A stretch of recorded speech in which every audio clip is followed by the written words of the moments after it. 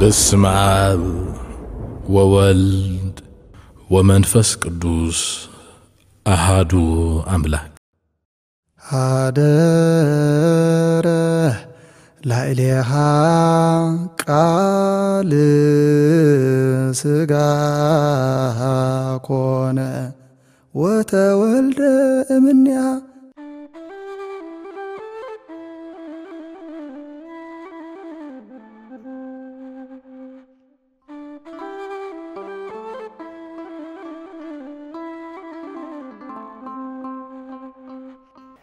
بسم آب وولد ومنفس قدوس أحدو أملاك سبحات لእግዚአብሔር ለዛብጽሐነ እስከዛቲ ሰዓት ንቅዱስ እግዚአብሔር አምላኽና ከሳዛ ሰዓት ዚያት ተበጽሕ እስትንፋስ አዲሉ ቅዱስ ቃሉ ክንሰምዕ ኃጢአትና ከይተጸባጸበ ስለዘፍቀደልና ንእግዚአብሔር አምላኽና ንስሙ ንዘላለም ምስጋና ይብጽሐዮ ከምኡ ድማ ነታ ርህርህትን ቅድስትን ንጽሕትን ድንግልን ዝኾነት ወላዲቱ ቅድስት ድንግል ማርያም አዴና በትንሱ ዘኽበራ አቢ ክብሪ ይብጽሐያ ኩሎም ቅዱሳን እግዚአብሔር በብማዕርጎም ፍጹም ሰላምታን ክብርን ይብጽሐዮም አሙል ዓለም በዚ ሜዲያዚ እትከታተሉ ዘለኹም ህዝብ እግዚአብሔር ናይ እግዚአብሔር ፍጹም ሰላምታ ምሳኻትኩም ይኹን كم نجزيابير فقد مار نلومي النمهارو تمرتي أو إنجيل يوحنس معرف 4 أفقدي 36 زلو قال بصحى مائرر قوئي بصحى زبليو እግዚአብሔር አምላኽ አቀድሙ ነሐዋርያት አቦታትና ምስጢሩ ጥበቡ ምስተዋል ዝገለጸሎም ናና ድማ ይግለጸልና በጽሐ ማይረር ቀውዒ በጽሐ ቀውዒ ኩላትና ከምንፈልጦ ቅድስት ቤተ ክርስቲያንና ንዘመናት እግዚአብሔር አምላኽ በርባዕተ ከፊሉ ማለት ሓጋይ ክረምቲ መጸው ጸደይ ወይውን በትግርኛ ጽድያ ቀውዒልና ንጽውዖ ማለት እዩ እዞም አርባዕተ ክፍላተ ዘመን ሓደ ዘመን ሓደ ዓመት ናብ አርባዕተ ከፊሉ በብ 91 መዓልቲ ሓጋይ 91 መዓልቲ ክረምቲ 91 መዓልቲ መጸው ወይ ድማ ቀውዒ 91 መዓልቲ ጽድያ ወይ ድማ ጸደይ ንብሎ ኣብ ግእዝና ድማ 91 መዓልቲ ይሕዙ ማለት እዮም እዚኦም በብ ዘመኖም ድማ ቅድስት ቤተ ክርስቲያን ኣብ ቤተ ክርስቲያን እተንብቦም ንባባትን እተሓድሮም መዝሙራትን ኩሎም ድማ መምስ መዝሙሩ መምስ ዘመኑ ዝኸይድ ምስጢርን ትምህርት መልእክትን ንህዝባ እና መገበት ነበር ስለምንታይ ምስንብል ድማ ሰብ አፍተ ዝዋዓሎ አማዕጺድ ተራውዒሉ በማዕጺድ ጌራ ናይ ዘላለማዊ ህይወት ናይ ዘላለማዊ መንግስቲ ዝውረሰሉ ጊዜ አቆፎ ዝአትወሉ እንዳመሳሰለት ንኸረምቲ ናቱ መከራ ናቱ ሽግርን አቤተ ክርስቲያን ምስጢርን ጥበብን የእትዮም ድማ ንዑኡ እናበሉ ሓጋይ ናቱ ምሳሌ እንደሃቡ የሰምሁሩናዮም ማለት እዩ ስለዚህ ዘለናዮ ዘመን ኩላትና ከምንፈልጦ ወርሃ ጥቅምቲና ደለና ወርሃ ጥቅምቲ ድማ ናይ መጸው ወይ ድማ ናይ ቀውዒ ጊዜ እዩ ቀውዒ ኩሉ ጊዜ ንኸረምቲ ስዒቡ ዝመጽዩ ዝሓለፈ ክረምቲ እግዚአብሔር አምላኽ ይኽበር ይመስገን ኣብ ሃገርና ጽቡቕ ዝናብ ተረኺቡ ምህርትና ቆፈና ዘእትወልና ዕድመ ጥዕና መዓልቲ ድማ ይዓድለና እግዚአብሔር አምላኽ ክረምቲ ኩሉ ጊዜ 26 ሰናት እዩ 25 መስከረም ድማ ይፈጸም 91 መዓልቲ ማለት እዩ እዚ ምስተፈጸመ ክረምቲ ምስተፈጸመ ዝስዕቦ እንተራሃልዩ ዘለናዮ ዘመነ መጸው እዩ ኣብ ዘመነ መጸው ንገዛ ርእሱ ኣብ 91 መዓልቲ ኣብ ውሽጠን ንኡሳት ክፍላተ ዘመን ኣለዋ ካብተን ንኡሳት ክፍላተ ዘመን እቲ ቀዳማይን ዓብን ዘመነ ጽጄ ይበሃል ድሂሩ አስተምሮ ካቲዩ ድሂሩ ድማ ስብከት ኖላዊ ብርሃን ድባሃሉ ድማ ዘመን ድማ ንናቶም ድማ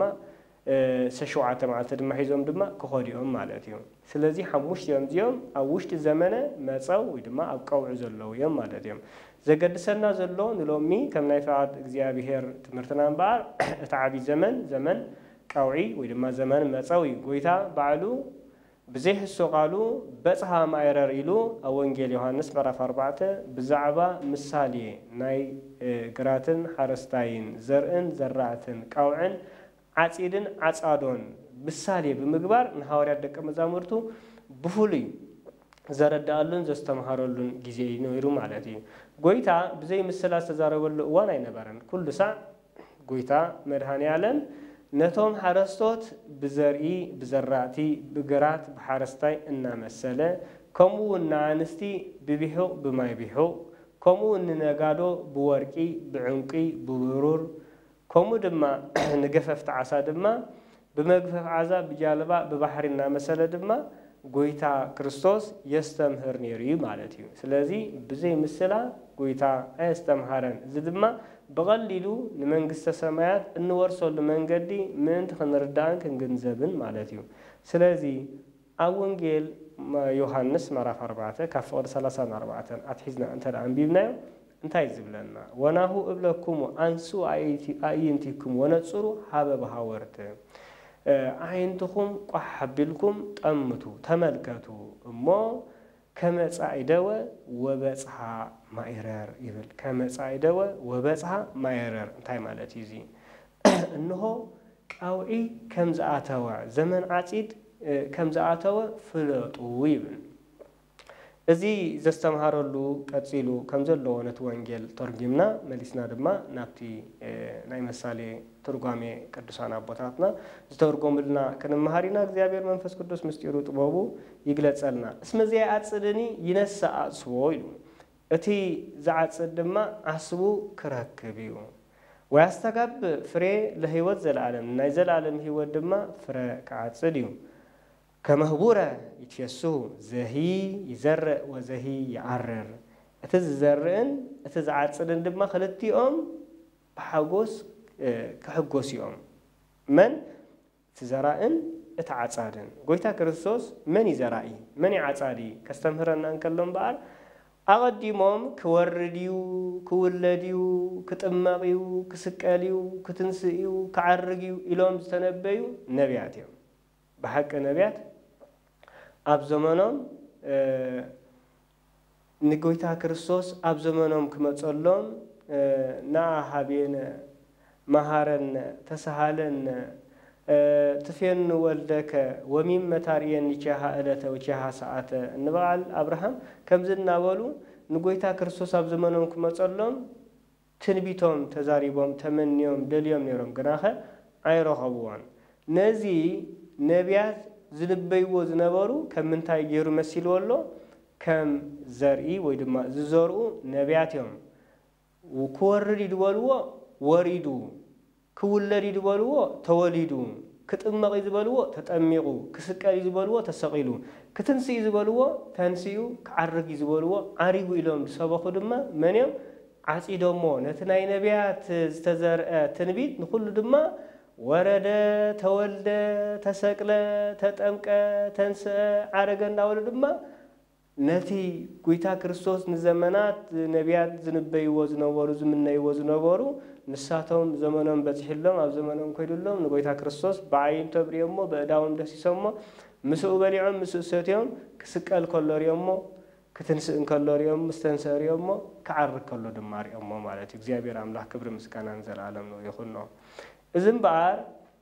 كم نتاي مثال انترايلنا كم حارستاي ناي حاجاين كم حارستاي ناي كرامتن اسكي أبوتاتنا كم زلوم خيكونون كلو ندحريت 50 عامت 100 عامت ملس نبلومو لومي زمن معبيلو قرات حارستاي انت زي ما مو أبقزي حاجاي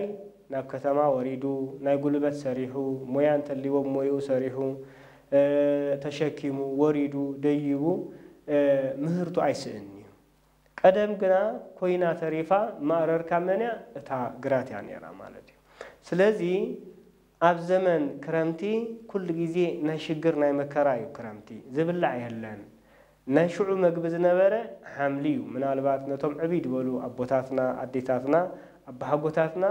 بهوت انت اليوم نطيقهم مو ابزمانه كرامتي انتي تبلعون يركم انتي تستين يركم كمين يرونا برا نيرودو زبل عد 6 الحمد لله كابلوهم شجرين يرو كرهص وعيلو انبار كحرس وعيلو ابزمان كرامتي چوخارو غيرو كوسكوس وعيلو ابغراتو خوينو كاتون كولو ابيتو انتي دصونها حملي دصونها نبيات نايتي ابزمان كرامتي ዝርህጽ ዝለፍዕ ሓረስታይ ምሳሌ ይኾኑ ከመይ ኣቢሎም ምስ ንብል ድማ ነቢያት ክወርድዩ ክውለድዩ ክስቀልዩ ክመውትዩ ክትንስዩ ክዓርግዩ ኢሎም ተነብዮም ነይሮም እዚ ከምቲ ሓረስታይ ማይ ብላዕሊ ማይ ብታሕቲ ጭቃ በርቂ ነጎዳ ዝናብ ውሕጅ ዝኩሉ ተፃዊሩ ኣዝዩ ዝለፍዕ ማለት እዩ ዘመን እንታይ ዘመን ክረምቲ ናይ ዘመነ ኦሪት ናይ ዘመነ ነቢያት ምሳሌ ማለት እዩ እዚ ሁሉ ገይሩ ድማ ኣብ ቤቱ ኣትዩ ጥዑም ዝብላዕ ጥዑም እንጀራ እንተዝረክብ ኣይምተፀልአን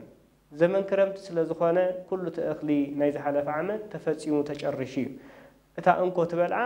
ሓምሊያ ማለት እዩ እታ እንኮ ትሰትያ ድማ ማያ ማለት እዩ ነዚኣ ሰትዩ በሊዑ ድማ ይድቀስ ማለት እዩ ነቢያት ድማ እዚ ሁሉ ክወርድዩ ክውለድዩ ክስቀልዩ ክመውትዩ ክትንስዩ ክዓርግ ኢሎም ተነቢዮም ክነሶም ኣብ መወዳእታ ዝረኸቦም ተራሃሊ ግና ردت مقابر ردت سيئولي نيرو مالتي هيوز العالم كرهو أي تخالون كم تحرستاي ما يحملوا دبلع كومو دما أي مأرورون أتي معسيد أيركبولون بس ها ما إرر زيابير الله قدس فقادو خينو عب زمان سقاوي حموشة ميتن عمد مستفاد سماقنا أو عيكوانا أو تمثيل دلو زمانه سجاوي كريستوس بسجا مستقل سمالتيو زيابير الله كبر مسجانا نزل عالم يخلنا نعنا دحنة نهابل كاب سماي زوراله هاريات نايتي أب زمن كوي نتعقدي مستزرع زعص ديوم هاريات كم تنايتي أب زمن أوريد زنبرة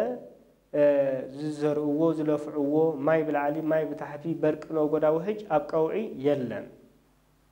أبقوعي صراحة لو كنت تجنا يكونن سلزة حواريات بعد نتعقديمو كوردي كولدي تباهيلو تزري لسانها نعود مع عتيدهم دمان عالم ورد تولد تسكل موت تنسى عرجن داول دما نتي نبيات زرعوه نساتهم عتدوه أبقوعي حرستاي إخلص لزلوا ريتو عودو وعيلو عصيدو ماتيو نبيتو خاتون كله بعلت بيتو انتاي لا تقبلو بنجيرا بسوا بميسيا تقبلو مخنياتو زمن مائراري نعاتيد اواني إخلص اتوليو داغوشا زاتوليو طاف زاتوليو سلازي سرناي قچو بليعو طافنجرو بليعو ميسو سوا وساتي دما يتقس حواريات دما ورده تولد تسقل موت تنسى عرجه إلهم سبيخهم أموداتا دما كمتي اتحارستاي صبو انجرا صبو قچا صبو سوا دصنحو تدريرو صقي وزدقس جنت منقسه سمايات ولدነት ተዋሂቦም ብርሃናዊት ኢየሩሳሌም ድማ ዝወርሱ ኮይኖም ማለት እዩ ስለዚህ በአር ጎይታን ታይሉ ከመህቡረ ይትፈስሁ ዘሂ ያዓርር زهي زر وزهي يعرر اتزرئن اتزعصن كلتيوم كحغوسيوم يلوم اموداتا جن نبياتن حوالاتن بحاده خوينم جنت منغسه سمايات وريسوم يوم غويتا مدهاني عالم بسقلتو نتوم ابسيو زنورو كلهم ابوتاتنا نبياس غيرومي ادم مريحوم سبحات لእግዚአብሔር ዘአውረሰን መንግስቶ ሰማያዊተ ናበሉ እና ዘመሩ ናቢያትዮም ናመንግስተ ሰማያት ሐዋርያት ዘዓጸድዎ እምባር ውልድነት ብርሃናዊት ኢየሩሳሌም ገነት መንግስተ ሰማያት ሐቢሮም ኩሎም ተሳተፉዎ ማለት እዩ እዝም ባር ጎይታ ክርስቶስ መሲሉ ዝተዛረበሉ ምክንያት ንሐዋርያት አቀዲሞም ነዚ ነገር እዚ ዘሪኦሞ ግናኸ ኣብ ዓጺድ ከይወጽሑ ዝኸዱ ነቢያት ኣለዉ ንስኻትኩም ካብኦም ኣዝኹም ትወልጽዮም ቡጻት ኣይንቲኩም እለ ርእያ ወኣይዛኒኩም እለ ሰማ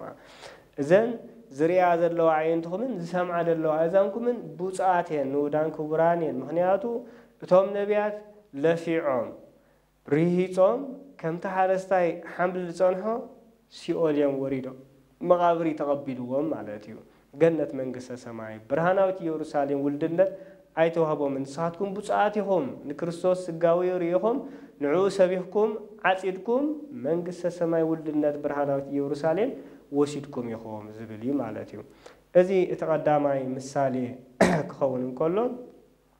ጎይታ ክርስቶስ ንዘመነ ማዕረር በጽሐ ማዕረር ክብሎን ከሎኸ ነናይ ትምህርቲ እዩ እንተዳ ኢልና እግዚአብሔር መንፈስ ቅዱስ ይግለጸልና ናባና ዝጥመት ትምህርቲ እዩ ማለት እዩ በጽሐ ማዕረር ቀውዒ በጽሐ ኩላትና ከም እንፈልጦ ናይ ሓረስታይ ህይወት ኣዝዩ ኣሸጋርን መከራ ዘለዎን ረሃፅን ጉልበትካ ተፍስሰሉን ዓቢ ስራሕ ዓቢ ግብሪ እዩ ኣብ ፀሓይ ክትውዕል ኣብ ነፋስ ክትውዕል ኣብ ማይ ክትውዕል ብጣዕሚ ከቢድ እዩ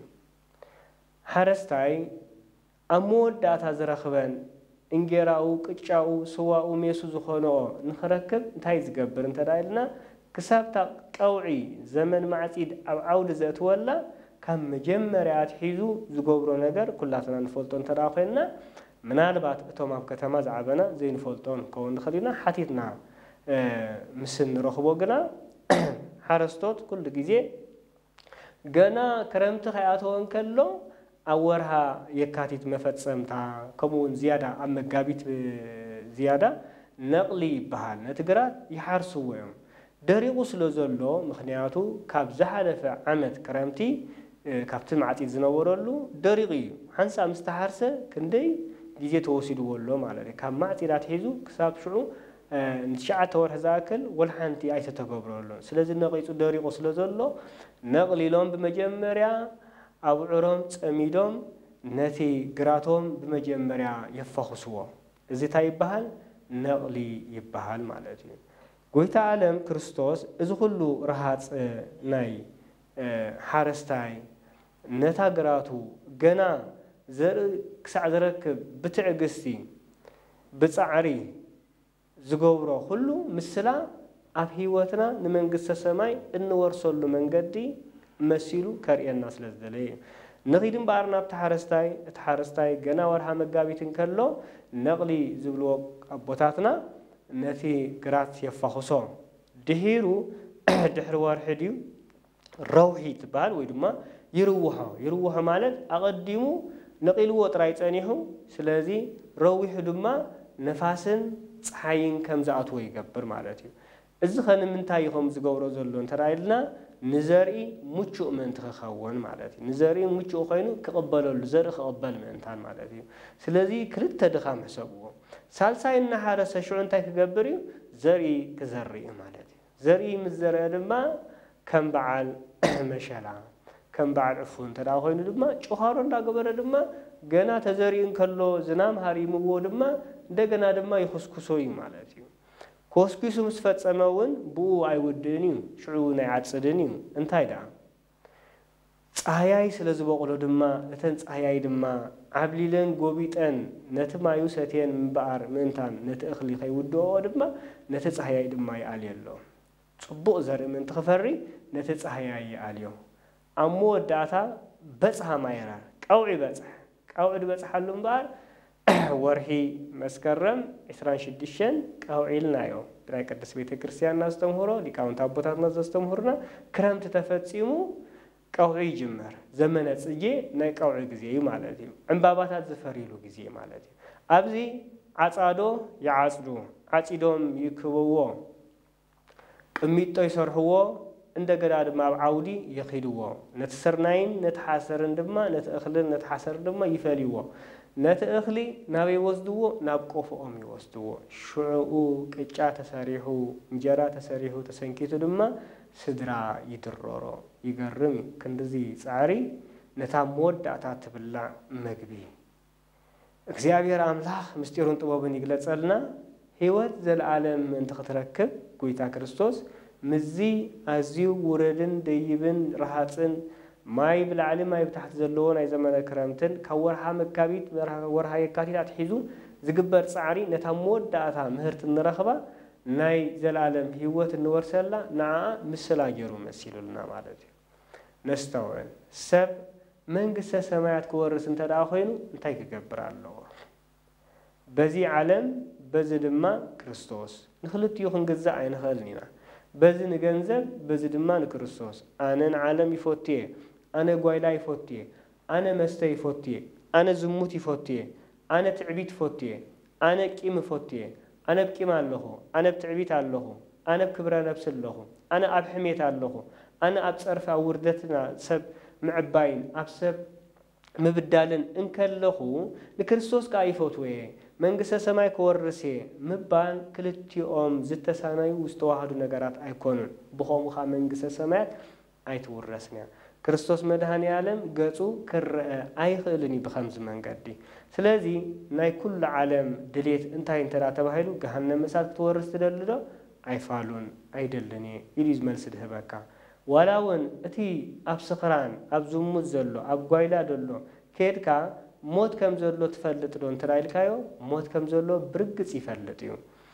سيول جهنم مسات كم زلو تفلت دون ترايل كايو سيول جهنم مسات كم زلو برقص يفلت يوم نتب تعبيت للو نتي أبكي ما بقل للو نتي تبعيس للو تعرى موت كم زلو تفلت دو أولو من قصة سماي سيول كم زلو أولو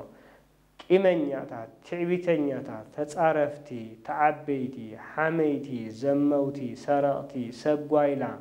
عندرتي من قصة سماي كم زي ورسخة تفلت دو أو فلت انتهي دايت مقنيات تأمو نتنا يزال العالم هيوت من قدي زي ورسو ويدما زي خيلو زلو من قدي انتهي انترايلنا نخلت يحس كامخات تزخف أنا قاري أي وعي أي زحل مخان مالتي أي ناي كريستوس أي دما ناي ديابلوس ناي عالم مالتي وين تعبيت ويدما نتحتنا كلتيو تدلي تعبيت تحس كريستوس دما تدلي كريستوس بعال تعبيت هيكونن بعال تحتنا كريستوس بعال قويلا يكونن بعال مسكاناي كريستوس بعال فورنبر بعال صبعي كونن بعال بأسي كونن بعال عرقي بعال مهرتنبر بعال كم بغدن حنم فدين أي كونن سلازي تلمن قدي ببينن نصوراتنين ما نما نمسب دما أي تفوانين توسانه إيو تشجر مالدي سلازي أب زمان كرامتي تحارستاي بزح سعر 5 سعر بزح رهاز 5 سعر من قصة سماي أب زمدرن كلها ناي سبات صرفي ناي سبات حميت ناي عالم وردت مكرا شجر سدت ناي زخلو كتقبلو بقديت عليك مهنياتو اتحارستاي ناي قدنيو نتزنام ناي لاي لعلن ناي تحتن بركنا قدان تتصاويرو نتنقلي نتروحي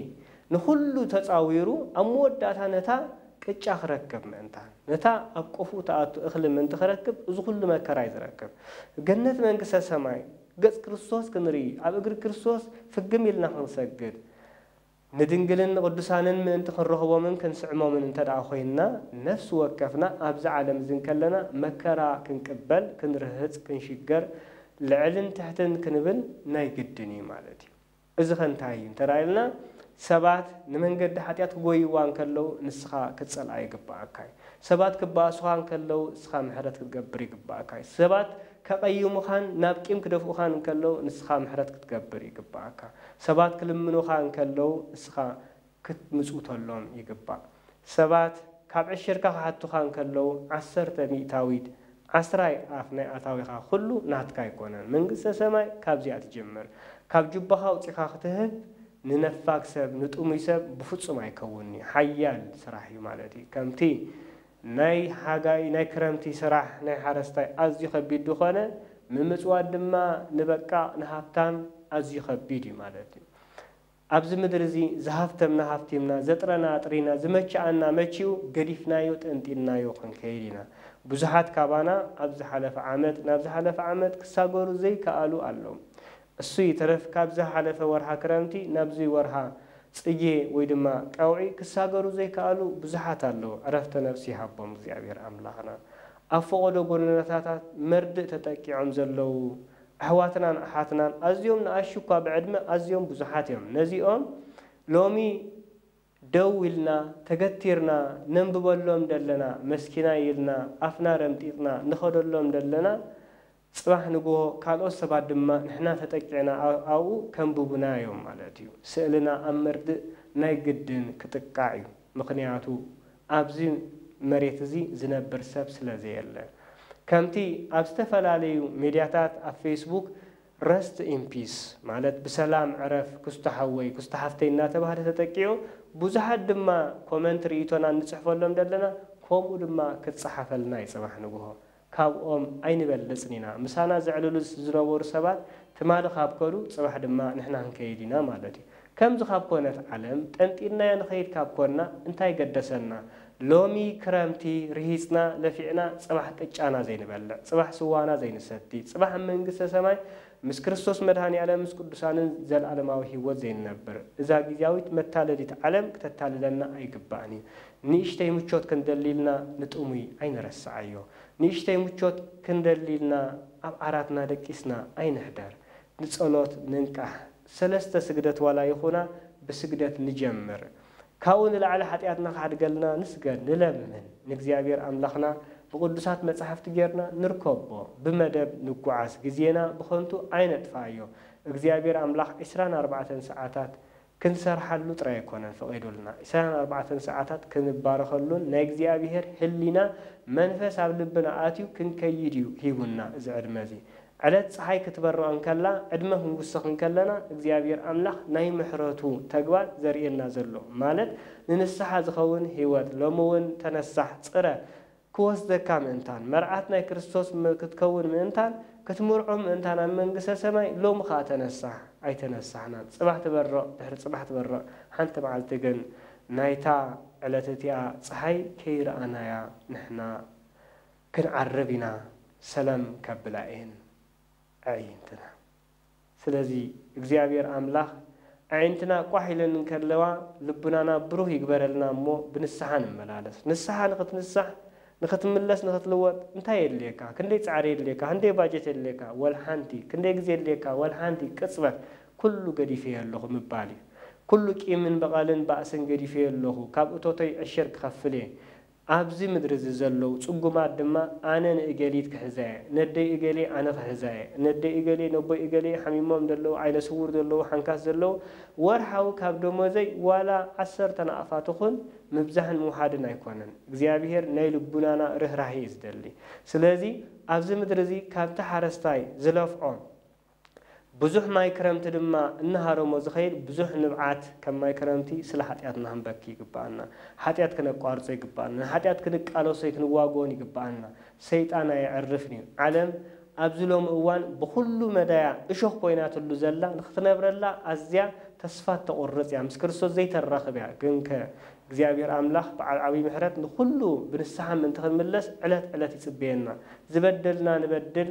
ዋላውን ሰብ ንቕተል ዋላውን ግብረ ሶዶም ንኹን ንቀየር ክንምለስ ኩሉ ግዜ ይጽበየና ዋላውን ብምንፍቕና ንጥፋእ ካብ ክሕደት ክንምለስ እግዚአብሔር ኣምላኽ ጽበየና ዝኸፍአ ኃጢአት ክንምለሶ ጥራይ ይጽበየና እቲ ዝኸፍአ ኃጢአት እንታይ እንተዳ ተባሂሉ ዘይምንሳሕ ንመንፈስ ቅዱስ ዝጸርፍ እሱ ኣብዚ ምድሪ ኮነ ብሰማይ ኣይሕደገሉን እዩ ማለት ዘይንሳሕ ማለት እዩ ንመንፈስ ቅዱስ ምጽራፍ ንእግዚአብሔር ምጽራፍ ዘይምንሳሕ ማለት እዩ ኩሉ ይቕሬታ ዝሓትት ግን ዘለዓለማዊ ህይወት ክወርስ እሞ ኣብዚ ምድሪ እዚ ከምቲ ሓረስታይ ለፊዑ ርሂጹ ኣብ መወዳእታ ድማ እኽሉ ናብ ቆፉ ዘእቱ